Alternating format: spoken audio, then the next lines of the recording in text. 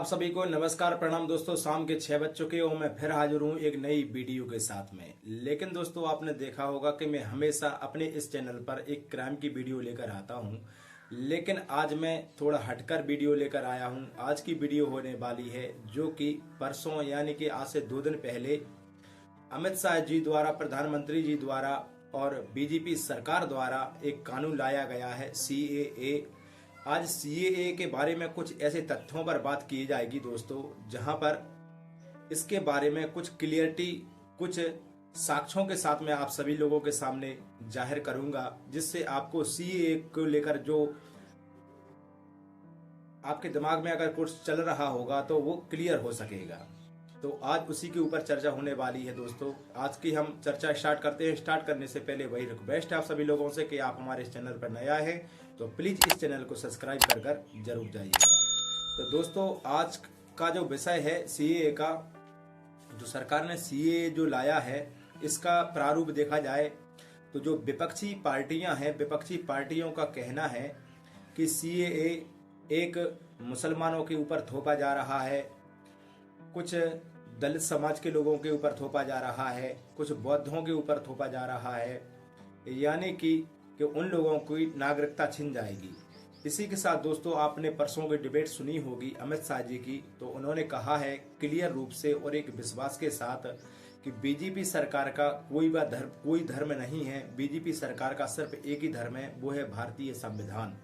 वो संविधान को सर्वोपरि मानकर चल रहे हैं।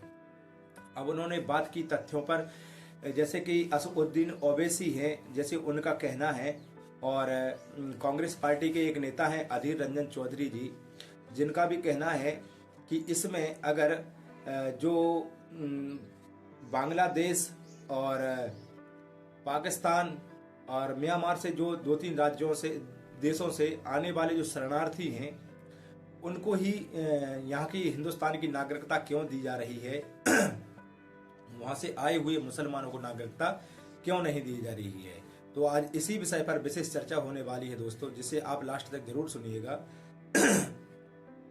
जैसे कि देखा जाए कि 1947 के बाद, जो अंग्रेजों के जाने के बाद जब इस भारत देश आजाद हुआ था, आजादी के बाद 2 ऐसे नेता हुए थे जिनको प्रधानमंत्री बनना था, जिन्होंने आगे चलकर भविष्य के बारे में ना सोचकर केवल अपनी इच्छा को पूरी करने के लिए इस भारत देश के 2 टुकड़े कर दिए गए थे। भारत देश के जब टुकड़े हुए थे दोस्तों, तो उस समय भारत देश को हिंदू राष्ट्र घोषित करने की जो मांग उठी थी, उसको कहीं ना कहीं जो प्रधानमंत्री थे तत्कालीन श्री पंडित जवाहरलाल नेहरू, उन्होंने इसको खारिज कर दिया था। वहीं पर जब भारत के 2 टुकड़े हो जाते हैं, पाकिस्तान हो जाता है, और पाकिस्तान का जो मुख्यमंत्री बनता है मोहम्मद जिन्ना, तो मोहम्मद जिन्ना ने क्या कर दिया दोस्तों, अपने पाकिस्तान को तो मुस्लिम राष्ट्र घोषित कर लेता है। और मुस्लिम राष्ट्र घोषित होने के बाद इंडिया से जो भी मुसलमान थे वो पूरे पाकिस्तान जाना थे, और पाकिस्तान में जितने रहने वाले हिंदू थे, हिंदू, सिख, बौद्ध, जैन, पारसी, क्रिश्चियन, ईसाई, सभी के सभी हिंदुस्तान आना चाहते थे, क्योंकि ये धर्म के आधार पर बंटवारा हो रहा था।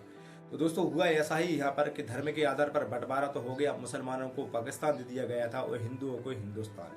लेकिन यहाँ पे कुछ गंदी राजनीति खेलने के लिए, अपनी राजनीति रोटियां सेकने के लिए, आजीवन के लिए कुछ राजनीतिक पार्टियों ने, जैसे कहा जाए कि ज्यादातर समय तक राज किया है कांग्रेस पार्टी ने, तो कांग्रेस पार्टी की यही राजनीति थी कि आगे चलकर हम मुसलमानों का वोट बैंक बनकर उनके ऊपर राजनीति करते रहेंगे। इसीलिए यहाँ पर मुसलमानों को हिंदुस्तान में रोक दिया गया था। अब दोस्तों यहाँ पर शरणार्थियों की बात होती है, तो शरणार्थियों का एक संधि हुई थी 1952 में, एक संशोधन हुआ था जो पाकिस्तान से और हिंदुस्तान के बीच में संशोधन हुआ था कि जो कम जनसंख्या वाले लोग हैं, अदर धर्म को बिलोंग करते हैं, वो पाकिस्तान में रहेंगे तो पाकिस्तान की सरकार की पूरी जिम्मेदारी बनेगी कि उनके ऊपर कोई अत्याचार ना हो, उनके साथ कोई दुर्व्यवहार ना हो। वही हिंदुस्तान की सरकार के साथ भी हुआ था, मोहम्मद जिन्ना के साथ में, और इधर नेहरू के साथ में, कि हिंदुस्तान में भी जो मुस्लिम समुदाय के लोग रह रहे हैं, कम जनसंख्या वाले, दूसरे धर्म को रहने वाले, तो उनके साथ में भी कोई दुर्व्यवहार नहीं होगा। अब यहाँ पर दोस्तों तथ्यों की बात की जाती है कि, और अगर उनके उसी संशोधन में ये भी हुआ था कि अगर किसी को अगर उस समय उनके ऊपर प्रताड़ना होती है आगे चलकर, तो वो हिंदुस्तान में आकर रह सकते हैं। ये बाबा साहब अम्बेडकर ने अपने संविधान में लिखित तौर पर दिया भी गया है। तो दोस्तों इसी को लेकर अब यहाँ पर जो सीएए कानून लाया गया है, तो उसमें कहा जाता है कि जो मुस्लिम धर्म को छोड़कर सभी लोग यहाँ पर आकर रह सकते हैं, उनको नागरिकता दी जाएगी, यहाँ की सिटीजनशिप दी जाएगी। लेकिन अब ओवैसी जी और अधीर रंजन चौधरी जी का कहना है कि यहाँ पर जो मुसलमान शरणार्थी है उनको क्यों नहीं रखा जा रहा है, उनको नागरिकता क्यों नहीं दी जाएगी। तो अमित शाह जी का कहना स्पष्ट रूप से है दोस्तों कि धर्म के आधार पर एक तो पाकिस्तान का बंटवारा हो गया और वहां पर ज्यादा संख्या में मुसलमान ही हैं, बांग्लादेश हो या पाकिस्तान हो, तो वहां पर जो मुसलमान रह रहे हैं उनके ऊपर तो कोई अत्याचार हो नहीं रहा है, उनके साथ कोई जबरदस्ती नहीं हो रही है, कोई जास्ती उनके साथ नहीं हो रही है। तो ऐसे में उनको हिंदुस्तान आना एकदम गैर कानूनी है। और जो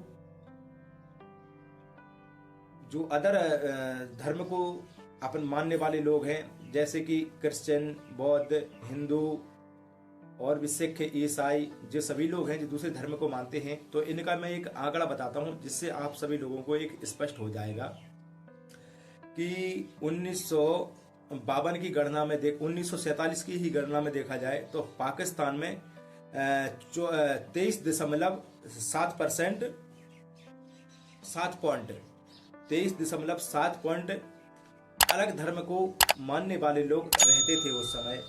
लेकिन अभी 2024 चल रहा है, तो 2024 की नहीं बल्कि इससे और पहले की गणना देखी जाए 2011 की, तो 11 में 2.7 पॉइंट लोग वहां पर अदर समुदाय के लोग वहां पर बचे हुए हैं। अब वो लोग कहाँ गए हैं, जमीन निकल गई उनको या आसमान खा गया, ऐसा नहीं हुआ है दोस्तों, बल्कि कुछ लोगों को वहां से मार पीट कर भगा दिया गया है या वो लोग वहां से भाग कर आ गए हैं जो कि हिंदुस्तान में शरणार्थी के रूप में रह रहे हैं। कुछ लोगों को धर्म परिवर्तन करवा दिया गया है, कुछ लोगों को जान से मार दिया गया है। और देखी जाए तो यहाँ पाकिस्तान में जो 23% थे जो अदर धर्म को मानने वाले लोग थे, आज वो आकर 2% बचे हुए हैं। आखिरकार वो लोग कहाँ गए हैं? तो स्पष्ट रूप से जाहिर होता है कि उनके साथ में गलत हुआ है। वो कोई भी इंसान इतना मूर्ख नहीं है, जैसे कि मेरा भी घर है तो मैं अपने घर परिवार जमीन जायदाद को छोड़कर कहीं जाने वाला नहीं हूँ। इसी तरीके से देखा जाए तो जो वहाँ पाकिस्तान में रह रहे जो कम पॉपुलेशन वाले लोग हैं, अदर धर्म को मानने वाले लोग हैं, वो पाकिस्तान में अपना घर, मकान, परिवार, जमीन जायदाद सब कुछ छोड़कर हिंदुस्तान आना चाहते हैं। यहाँ पर उनके पास कुछ भी नहीं है, यानी खाने के लिए भोजन भी समय से नसीब नहीं होता है और वो हमारा सब कुछ छोड़कर यहाँ पर आना चाहते हैं। तो इसलिए क्योंकि मुसलमान वहाँ पर रहते हैं, इस्लाम प्रदेश हैं दोनों, बांग्लादेश हो या पाकिस्तान हो, दोनों इस्लामिक राष्ट्र हैं। इस्लाम को मानने वालों के ऊपर कोई वहाँ पर जास्ती नहीं होती है, कोई गड़बड़ नहीं होती है, कोई परेशानी नहीं होती है। जो अधर्म धर्म के लोग हैं उनको हिंदुस्तान में नागरिकता दी जाएगी। तो इस आधार पर मुसलमानों को नागरिकता देने का अधिकार बंद कर दिया गया है इस सीएए कानून के तहत। अब दोस्तों यहाँ पर एक बात होती है कि हिंदुस्तान के मुसलमानों की, तब हिंदुस्तान 2047 का अगर इस गणना क्रम उठाया जाए तो 2047 में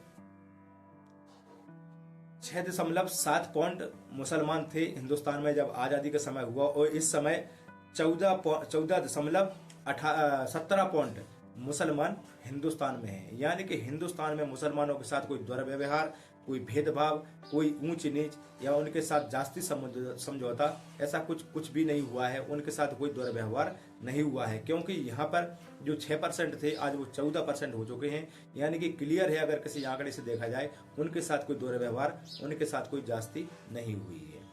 अब दोस्तों तमाम नेता हैं, अब इनका कहना यही है कि ये मुसलमानों को भी यहाँ पे नागरिकता दे दें। तो अमित शाह जी का कहना है कि यहाँ पर मुसलमानों को नागरिकता बिल्कुल भी नहीं दी जाएगी, क्योंकि धर्म के आधार पर ही भारत देश के टुकड़े हुए थे और पहले पाकिस्तान हो गया था। पाकिस्तान के फिर एक से बार विभाजन हुआ 1992 में, तो वहाँ पर वो बांग्लादेश बन गया। तो बांग्लादेश भी मुस्लिम राष्ट्र घोषित है, वहाँ का प्रधानमंत्री हमेशा मुस्लिम है और मुसलमानों के ऊपर जो दोनों देश हैं तो वहाँ पर मुसलमान रह रहे हैं, उनके लिए कोई परेशानी नहीं है, कोई दिक्कत नहीं है, इसलिए मुसलमानों को हिंदुस्तान में नहीं रखा जा रहा है। अब एक दूसरा आंकड़ा देखा जाए दोस्तों, तो दूसरे आंकड़े में ये आता है कि जैसे कि जो कई केस ऐसे आए होंगे, आपने देखा होगा हर टीवी के माध्यम से, हर चैनल के माध्यम से, जहाँ पर मुसलमान हिंदुओं के साथ क्रिश्चियन, बौद्ध धर्म, जो भी अन्य धर्म को मानने वाले हैं इस्लाम को छोड़कर, उन सबके साथ जास्तियाँ होती हैं। ऐसे अपने कुछ बांग्लादेश में कुछ समय पहले देखा होगा, वहाँ पर कई सैकड़ों मंदिर जला दिए गए थे, कई घर जला दिए गए थे। पाकिस्तान में आता है कि एक बार 100 लेडीजों को पकड़कर उनके साथ शारीरिक संबंध बनाए गए, उनके साथ सामूहिक बलात्कार किया गया और उनकी बेटियों को उठा लिया जाता है, सिखों की बेटियों को उठा लिया जाता है। एक, मैं उसका नाम भूल रहा हूँ, एक लड़की थी सिख समाज से, उस लड़की को उठाकर जबरन उसका धर्म परिवर्तन करवा दिया गया था। धर्म परिवर्तन करवाने के बाद जब हिंदुस्तानी के सिखों ने आवाज़ उठाई, पाकिस्तान के सिखों ने भी आवाज़ उठाई, जब उस लड़की को कैसे भी करके बड़ा मैटर बन गया था। इसके बाद उसकी दोबारा से सिख धर्म में धर्म वापसी होती है। तो इस आधार पर दोस्तों मोदी सरकार कोई गलत नहीं कर रही है। जो वहाँ पर कम मेजोरिटी में सताए हुए लोग हैं, जो परेशान लोग हैं, उनको हिंदुस्तान सरकार शरणार्थी इसलिए यहाँ की सिटीजनशिप देने के लिए तैयार है क्योंकि इस दुनिया में 57 और 58 मुस्लिम राष्ट्र हैं। तो मुसलमानों के लिए पहली बात तो कहीं पर कोई ताड़ना प्रताड़ना या परेशान करने वाली स्थिति नहीं है। अगर बनती भी है तो मुसलमानों के पास कई अपॉर्चुनिटी हैं कि वो इस देश को छोड़कर किसी अन्य देश में जा सकते हैं, लेकिन हिंदुओं के लिए या बौद्ध सिख धर्म के लिए किसी भी देश नहीं है, इनका कोई देश नहीं है। इनके लिए भारत ही एक ऐसा स्वच्छ देश है जहाँ पर ये आपको सुरक्षित महसूस करते हैं। कोई भारत सरकार या बीजेपी सरकार इनको लेने के लिए नहीं गई थी कार्ड देकर कि आप हिंदुस्तान आ जाइए। ये लोगों को विश्वास है, आत्मविश्वास है कि हिंदुस्तान में हम सुरक्षित अपने स्वधर्म के साथ अपने जीवन जिंदगी इज्जत के साथ जी सकते हैं। तो इस तरीके से दोस्तों हमारे कुछ दलित समाज के लोगों को, कुछ सिख समाज के लोगों को, कुछ हिंदुओं को बरगलाया जा रहा है अन्य पार्टियों द्वारा, जो कि बिल्कुल निरा तथ्य, कोई आधार नहीं है इस चीज़ का कि किसी और की नागरिकता जाएगी। और खासकर अमित शाह जी ने एक स्टेटमेंट और दिया है हिंदुस्तान में रहने वाले मुसलमानों को लेकर कि वो यहाँ के थे और यहाँ के हैं और आगे चलकर यहीं के रहेंगे। इस बिल का हिंदुस्तान में रहने वाले मुसलमानों से दूर दूर तक कोई संबंध नहीं है। आशा है दोस्तों मेरे द्वारा बताई हुई जानकारी से आप कहीं ना कहीं थोड़े बहुत संतुष्टि आपको जरूर रही होगी। और इस विषय में भ्रांति आपके दिमाग में आती है, इसको भ्रांति को अपने दिमाग में घुसने से पहले आप सरकार द्वारा इस सीएए का पोर्टल जारी किया गया है, आप गूगल पर जाकर उसको सर्च कर सकते हैं, उसको पढ़ सकते हैं, क्योंकि जो लिखता है उसको कभी बदला नहीं जा सकता है। तो आप किसी भ्रांति में ना पड़े और सीएए का सपोर्ट जरूर करें। कहानी और आज की जो जानकारी है वो जानकारी आप सभी लोगों को अच्छी लगी दोस्तों, तो प्लीज़ आप हमारे इस चैनल पर नया हैं तो इस चैनल को सब्सक्राइब करके जाइएगा और साथ में इस चैनल को बेल आइकन दबा लीजिए, जिससे मेरे आने वाली हर वीडियो सबसे पहले आप लोगों तक पहुंचती रहे। और आपने जो आपके विचार हैं इस सीएए कानून को लेकर हमें कमेंट बॉक्स में जरूर दीजिएगा। हम फिर मिलेंगे एक नई क्रांति की घटना के साथ, जब तक के लिए विदा दीजिए। जय हिंद, वंदे मातरम, भारत माता की जय।